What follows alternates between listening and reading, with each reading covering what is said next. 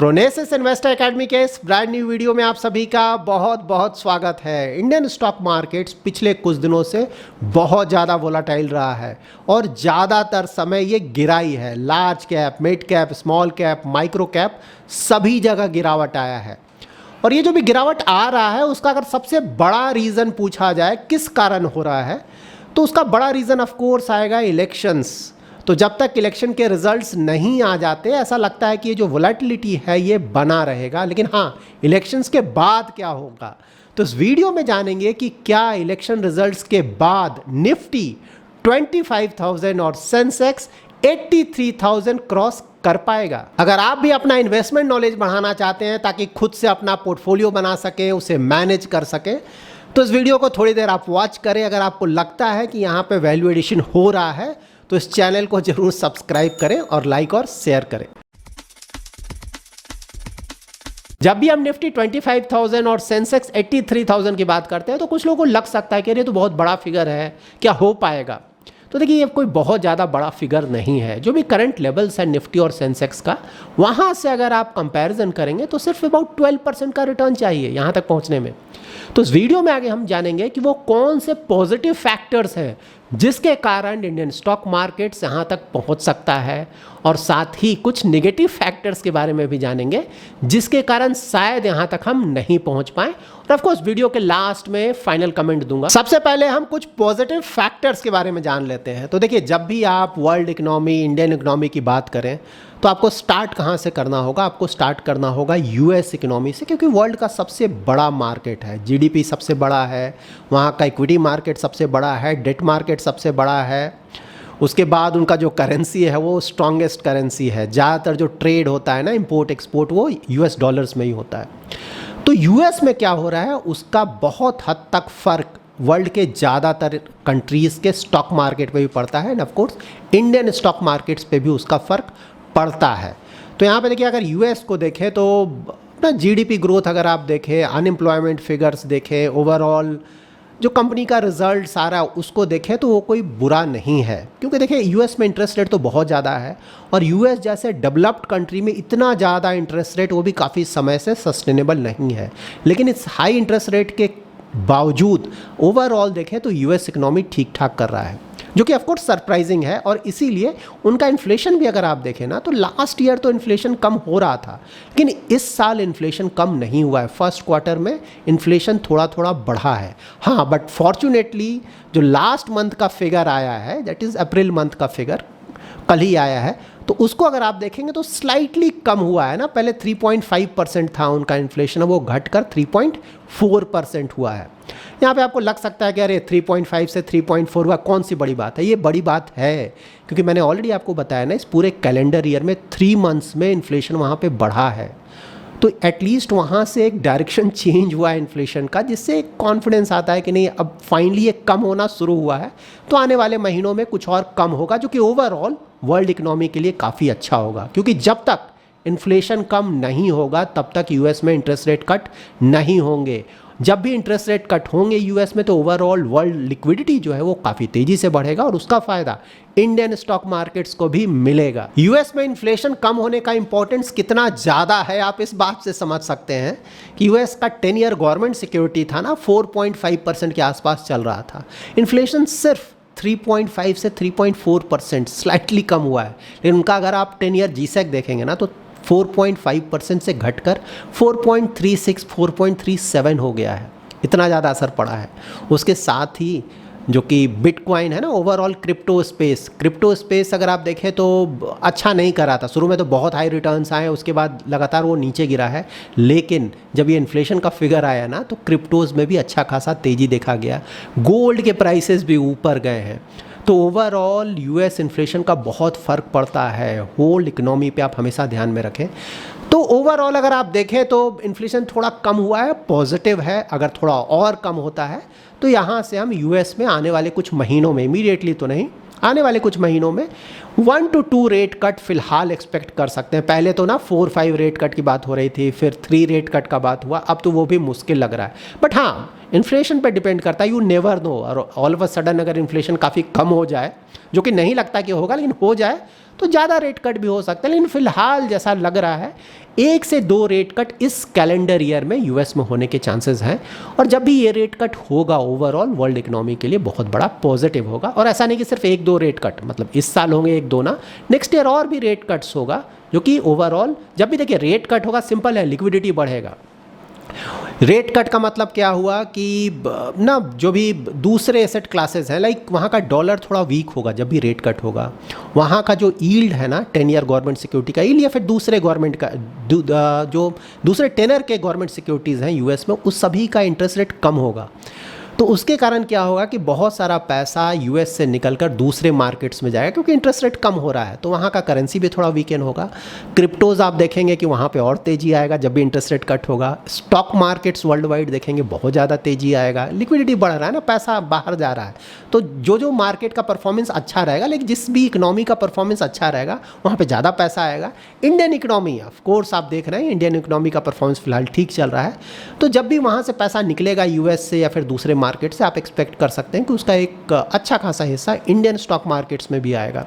उसी तरह से अगर आप यूरोप देखें, यूरोप तो ऑफ कोर्स देखिए यूरोप पहले वाली बात नहीं रही और ना ये होने जा रहा है। डाउन एंड आउट है यूरोप, मैंने हमेशा बताया है। लेकिन हाँ, रिलेटिव होता है सभी कुछ ना। तो यूरोप में पहले लग रहा था कि रिसेशन आ जाएगा, तो क्योंकि इंटरेस्ट रेट वहाँ भी ज़्यादा है उनके स्टैंडर्ड से।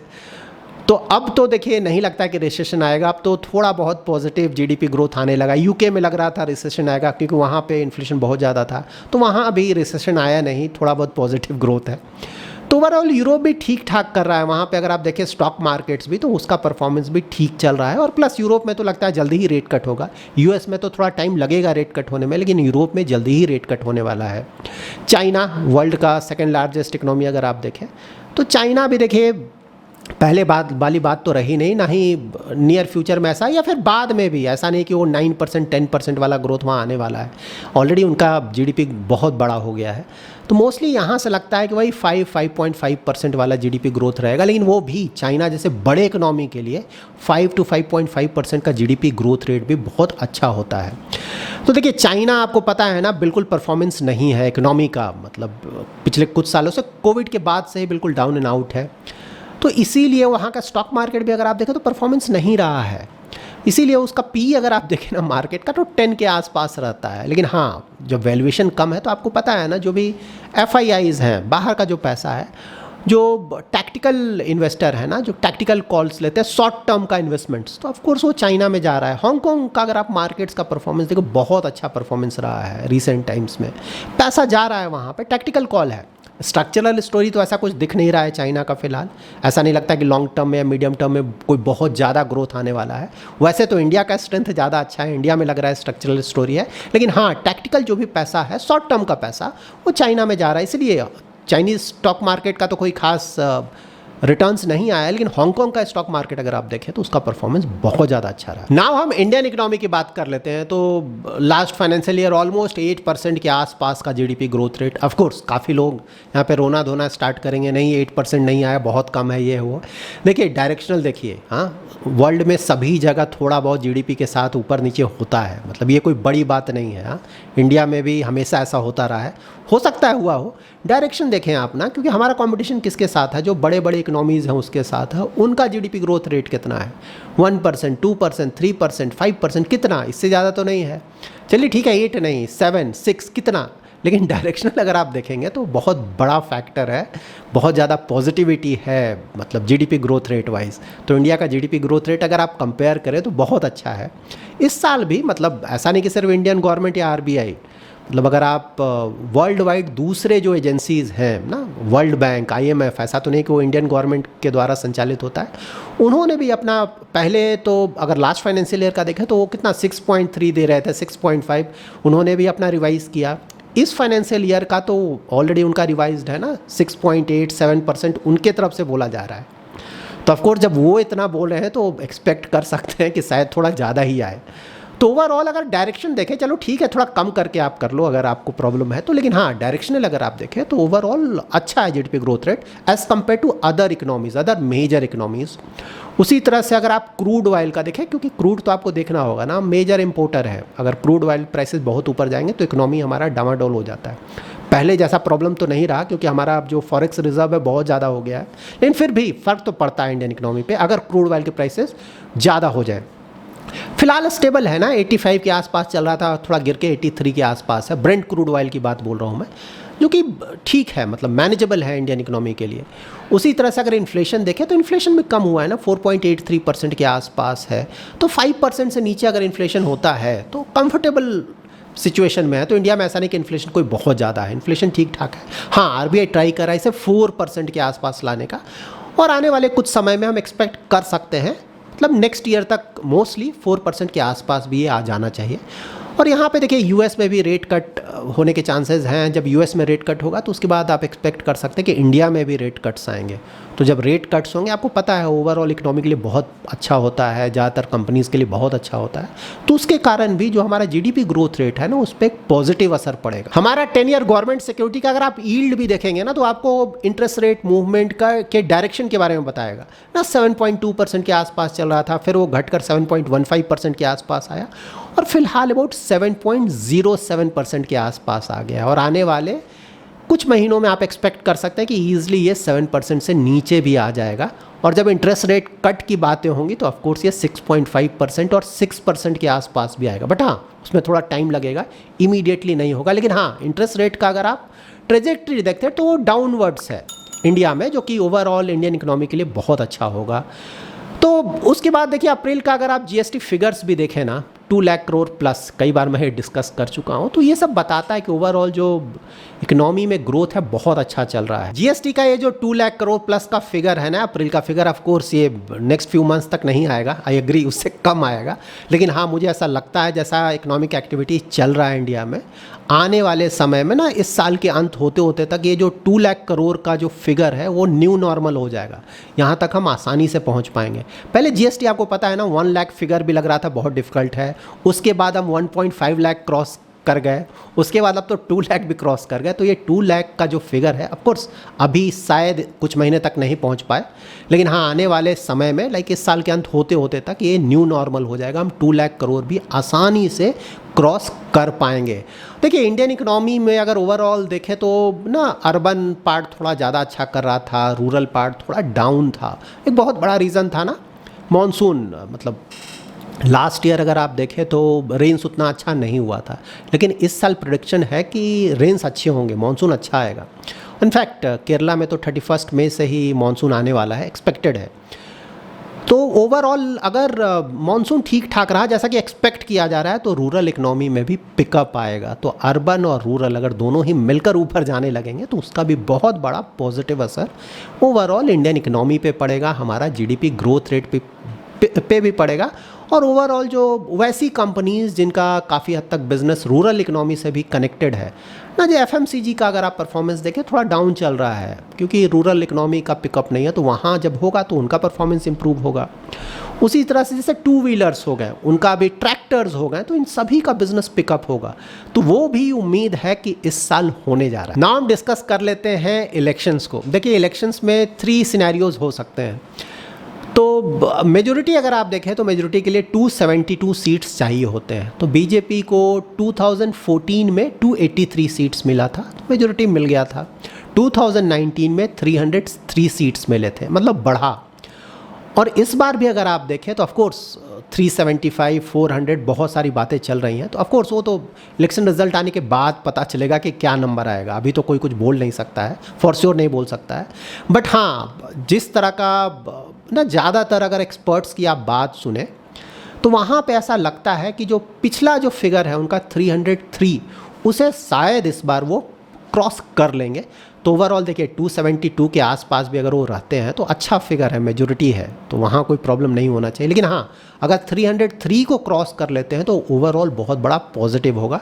तो 3 सिनेरियोस क्या हो सकते हैं। एक सिनेरियो है कि 272 पर भी नहीं पहुँच पाए, उससे बहुत ज़्यादा नीचे हो जाए, तो वो तो बहुत बड़ा नेगेटिव होगा। उसके बाद दूसरा सिनेरियो है कि 272 के आसपास पहुंच जाए, और तीसरा सिनेरियो होगा कि नहीं 300 भी कंफर्टेबली क्रॉस कर जाए। तो ये 3 सिनेरियोज हैं। यहाँ पे ये भी देखना है ना कि जो दूसरी पार्टीज़ हैं जो कि सपोर्ट कर रही हैं बीजेपी को, तो यहाँ पे देखिए 3 स्टेट्स हैं जहाँ के अच्छा खासा कंट्रीब्यूशन उनकी तरफ से आएगा। एक तो बिहार से आएगा, महाराष्ट्र से आएगा, और थर्ड जो कि बहुत इंपॉर्टेंट है वो आंध्रा से। तेलुगु देशम पार्टी का इस बार चांसेस है कि परफॉर्मेंस बहुत अच्छा रहेगा, तो वहाँ से अच्छे खासे सीट्स मोस्टली आने जा रहे हैं। तो देखिए इन 3 सिनारियोज़ में अगर ना 272 से काफ़ी कम है फिगर, तब तो वो डिज़ास्टर होगा। मतलब एक्सपर्ट्स की मैं बात बोल रहा हूँ, वो डिज़ास्टर होगा। वहाँ पे ईजिली आप 15-20% भी एक्सपेक्ट कर सकते हैं कि मार्केट गिर जाएगा शॉर्ट टर्म में। हाँ, मीडियम टू लॉन्ग टर्म मैं फिर से बोल रहा हूँ, इंडियन स्टॉक मार्केट्स पे फ़र्क तो पड़ेगा, लेकिन ऐसा नहीं कि कोई बहुत ज़्यादा फ़र्क पड़ेगा। ऐसा नहीं कि मार्केट हमेशा गिरा रहेगा, हमेशा ध्यान में रखें शॉर्ट टर्म यस बहुत नेगेटिव फ़र्क पड़ेगा, लेकिन मीडियम टू लॉन्ग टर्म में रिकवरी आएगा और मोस्टली चीज़ें ठीक ठाक हो जाएंगी ये। लेकिन हाँ, अगर सेकंड और थर्ड सिनेरियो को अगर आप देखें तो 272 के आसपास मान लीजिए आता है, वहाँ भी मार्केट थोड़ा निगेटिवली तो ज़रूर लेगा, वहाँ भी मार्केट थोड़ा बहुत गिरेगा, ज़्यादा नहीं गिरने जा रहा है, मे बी 5% के आसपास शायद वहाँ भी गिरे, लेकिन उसके बाद कुछ ही दिन में वो रिकवर कर जाएगा, क्योंकि 272 का तो मैजिकल फिगर है, तो वहाँ गवर्नमेंट को प्रॉब्लम होगा नहीं। और अगर 300 प्लस आ जाए, उससे जितना ज़्यादा जाए उतना अच्छा है, तो अगर उस तरह का फिगर आए तब तो बहुत ज़्यादा पॉजिटिव होगा इंडियन स्टॉक मार्केट्स के लिए। मैं फिर से रिपीट कर रहा हूँ कि अगर गवर्नमेंट चेंज भी हो जाता है तो जो भी प्रॉब्लम्स आएंगे नो डाउट, लेकिन वो शॉर्ट टर्म का प्रॉब्लम आएगा। Medium to long term mostly कोई खास प्रॉब्लम नहीं होगा। नाउ हम कुछ नेगेटिव्स के बारे में जान लेते हैं जिसका असर इंडियन स्टॉक मार्केट्स पे पड़ सकता है। तो देखिए, जो 2 मेजर इश्यूज़ हैं इंडियन स्टॉक मार्केट्स के साथ फ़िलहाल जिसे इंडियन स्टॉक मार्केट फेस कर रहा है, फर्स्ट है वैल्यूएशन और सेकंड है इलेक्शंस। देखिए वैल्यूएशंस अभी भी लार्ज कैप तो अगर आप देखें मोर और लेस फ़िलहाल अगर आप देखें थोड़ा बहुत जो गिरावट है उसके बाद से फेयरली वैल्यूड के आसपास है, वहाँ कोई मेजर कंसर्न नहीं है। लेकिन हाँ, मिड कैप स्मॉल कैप का वैल्यूएशन अभी भी ज़्यादा है। और इससे भी बड़ी बात यह है कि अगर आप दूसरे स्टॉक मार्केट्स को देखें ना, तो वहाँ पर वैल्यूएशन बहुत कम हो गया है। तो इंडियन स्टॉक मार्केट का अगर आप लॉन्ग टर्म एवरेज के साथ कंपेयर करें, जैसे लार्ज कैप तो फेयरली वैल्यूड के आसपास है, ऐसा नहीं कि कोई बहुत ज़्यादा ओवर वैल्यूड है लार्ज कैप्स। लेकिन अगर आप दूसरे कंट्री के स्टॉक मार्केट से कंपेयर करेंगे तो हमारा वैल्यूएशन बहुत ज़्यादा है। लेकिन हाँ, ये बात सही है कि इंडियन स्टॉक मार्केट्स का, इंडियन इकोनॉमी का क्वालिटी बहुत अच्छा है, परफॉर्मेंस बहुत अच्छा चल रहा है, सेकुलर रन है ना, आगे कई सालों तक अच्छा करने का उम्मीद है। तो थोड़ा अगर ज़्यादा वैल्यूएशन है तो वो रीज़नेबल है, कोई प्रॉब्लम नहीं है। लेकिन जो भी टैक्टिकल कॉल लेते हैं ना एफआईआईज, शॉर्ट टर्म में पैसा बनाना चाहते हैं, तो ऑफ कोर्स उनके लिए तो कंसर्न है, तो वो वैसे मार्केट्स में जाना चाहेंगे जहाँ की इमीडिएटली पैसा बन जाए। तो इंडियन स्टॉक मार्केट फिलहाल आने वाले कुछ समय में तो इलेक्शंस का भी चल रहा है ना, तो अभी तो चांसेस नहीं है कि इमीडिएटली शायद पैसा आ जाए। तो इसीलिए मैंने ऑलरेडी आपसे डिस्कस किया ना, चाइना, हांगकॉन्ग, अगर आप देखें हांगकॉन्ग का मार्केट बहुत अच्छा परफॉर्मेंस दे रहा है, तो वहाँ वैल्यूएशन बहुत कम है, तो वहाँ पैसा जा रहा है। और दूसरे स्टॉक मार्केट्स भी जहाँ के वैल्यूएशन कम है, नियर फ्यूचर में तुरंत ज़्यादा रिटर्न्स आने के चांसेस है, वहाँ भी पैसा जा रहा है। लेकिन हाँ, इंडिया तो सेकुलर ग्रोथ स्टोरी है ना, तो मीडियम टू लॉन्ग टर्म का पैसा ऑफ कोर्स इंडिया में ज़्यादा आएगा। वैल्यूएशन के साथ दूसरा इश्यू ऑफ कोर्स इलेक्शंस है, जिसके बारे में ऑलरेडी हमने डिस्कस किया। उसके कारण भी अगर एफआईआई इसको देखें ना, तो थोड़ा डर तो रहता है ना कि रिजल्ट्स क्या आएंगे। मतलब अगर आप हमसे भी पूछे तो ऑल्दो ज़्यादातर लोगों का कहना है कि करंट गवर्नमेंट ही कंटिन्यू करेगा, but you never know election के बाद क्या होगा, तो थोड़ा सा डर तो रहता है। और हम इंडियन हैं, हमें थोड़ा ज़्यादा आइडिया है, तो मे भी काफ़ी लोग अभी भी स्टॉक मार्केट में इन्वेस्टमेंट कर रहे हैं, बने हुए। एफआईआईज़ को ऑफकोर्स हमारे जैसा शायद कॉन्फिडेंस नहीं है, आइडिया नहीं है, तो उस कारण भी पैसा निकल रहा है। मतलब उन्हें ऐसा लग रहा है कि भाई वी डोंट नो एग्जैक्टली क्या रिजल्ट आएगा, एक बार रिजल्ट आ जाए तो फिर इन्वेस्टमेंट करेंगे। थोड़ा बहुत मार्केट ऊपर चला जाएगा, डजेंट मैटर, ठीक है भाई, थोड़ा मार्केट ऊपर जाने दो, एटलीस्ट रिस्क तो नहीं रहेगा। तो इसीलिए वो पैसा निकाल रहे हैं। और जो भी इंडियन स्टॉक मार्केट्स गिर रहा है ना, उसका सबसे बड़ा रीज़न क्या है? उसका सबसे बड़ा रीज़न यही है कि ऑलमोस्ट डेली बेसिस पे एफआईआईज का अच्छा खासा पैसा इंडियन स्टॉक मार्केट से निकल रहा है। आने वाले समय में इंडियन स्टॉक मार्केट्स के लिए कुछ और हेडेक्स क्या हो सकते हैं? 2 जियोपॉलिटिकल इश्यूज तो ऑफकोर्स वो बना हुआ है अभी तक, यूक्रेन रसिया का वॉर, यू नेवर नो कब एस्केलेट हो जाए। उसी तरह से हमास और इजराइल का जो इशू चल रहा है, यू नेवर नो कब एस्केलेशन आ जाए। तो ये 2 तो बने हुए हैं, ऑल्दो अभी कुछ ऐसा एस्केलेशन नहीं है, बट यू नेवर नो। तो वो दोनों तो बने हुए, जब तक वो पूरी तरह से ख़त्म ना हो जाए तब तक वो हेडेक बना रहेगा। और इसके साथ साथ कमोडिटी प्राइसेस पे भी हमें ध्यान रखना होगा। देखिए, इकोनॉमी वर्ल्ड वाइड अगर आप देखें तो इम्प्रूवमेंट आ रहा है, इन्फ्लेशन कम हो रहा है, इंटरेस्ट रेट कट होने के चांसेस बढ़ रहे हैं। तो यहाँ पे ऑफ कोर्स कमोडिटी जो प्राइसेस हैं वो भी ऊपर जाएंगे। नेक्स्ट ईयर आप देखेंगे कमोडिटी प्राइस, ज़्यादातर कमोडिटीज़ का जो प्राइस है ना वो ऊपर जाएगा और कुछ तो बहुत तेज़ी से ऊपर जाएगा। तो जब भी कमोडिटी प्राइसेस ऊपर जाते हैं तो इंडिया जैसा इकोनॉमी, हम तो ज़्यादातर इंपोर्ट करते हैं ना, तो ऑफ कोर्स वहाँ पे प्रॉब्लम्स होंगे, तो उसका एक निगेटिव असर बिल्कुल हमारे ओवरऑल इकोनॉमी पे पड़ेगा। तो ये भी एक निगेटिव असर है। तो यहाँ पे देखिए इलेक्शंस का एक डर है, फिर नेक्स्ट ईयर से कमोडिटी के प्राइसेस ऊपर जा सकते हैं, जियोपॉलिटिकल टेंशंस हैं, वैल्यूएशन का कंसर्न है, ये सब थोड़े निगेटिव्स हैं इंडियन स्टॉक मार्केट्स के लिए। लेकिन हाँ, अगर आप ओवरऑल देखें मीडियम टू लॉन्ग टर्म का, तो इंडिया का अगर आप ग्रोथ स्टोरी देखें तो ओवरऑल दूसरे इकोनॉमी से के रिलेटेड हमारा परफॉर्मेंस बहुत अच्छा है और आने वाले फ्यूचर में बहुत अच्छा रहेगा। इसे देखते हुए ऐसा लगता है कि जब इलेक्शन का जो भी रिजल्ट आएगा ना, अगर सेकंड और थर्ड सिनेरियो होता है ना 272 के आसपास या फिर 300 क्रॉस, तो वहाँ पे जो FIIs हैं जो कि निकल रहे हैं इंडिया से, मोस्टली ज़्यादातर फिर वापस आने लगेंगे और उसके बाद जब इंटरेस्ट रेट कट स्टार्ट होने लगेगा तब तो और भी ज़्यादा पैसा आएगा। तो ये सब बहुत बड़ा पॉजिटिव है इंडियन इकोनॉमी के लिए। एक और बहुत बड़ा पॉजिटिव है, JP मॉर्गन ने अपने इमर्जिंग बॉन्ड इंडेक्स पे इंडिया को शामिल कर लिया है। तो हमारा जो गवर्नमेंट सिक्योरिटीज़ है उसमें नेक्स्ट मंथ ऑनवर्ड्स अच्छा खासा फॉरेक्स आने जा रहा है, फॉरेन इन्वेस्टमेंट आने जा रहा है। और ये जो भी उनका बॉन्ड इंडेक्स है ना, टोटल उसका 10% एक्सपोजर वो इंडियन गवर्नमेंट सिक्योरिटीज़ में आने जा रहा है, जो कि $20 बिलियन से भी ज़्यादा का फिगर होगा। तो वो बहुत बड़ा पॉजिटिव है। उसके कारण हमारा जो करेंसी है रुपी ना, वो भी थोड़ा स्ट्रेंथन होगा। इसके साथ साथ ब्लैक रॉक ने इंडियन गवर्नमेंट सिक्योरिटीज़ का एक ETF इशू किया है, रिसेंटली लॉन्च किया है, तो उसके कारण भी अच्छा खासा पैसा आप एक्सपेक्ट कर सकते हैं। ब्लैक रॉक ना बहुत बड़ा प्लेयर है वर्ल्ड मार्केट में, तो उसके कारण भी अच्छा खासा पैसा आएगा जो कि रुपी के लिए अच्छा है।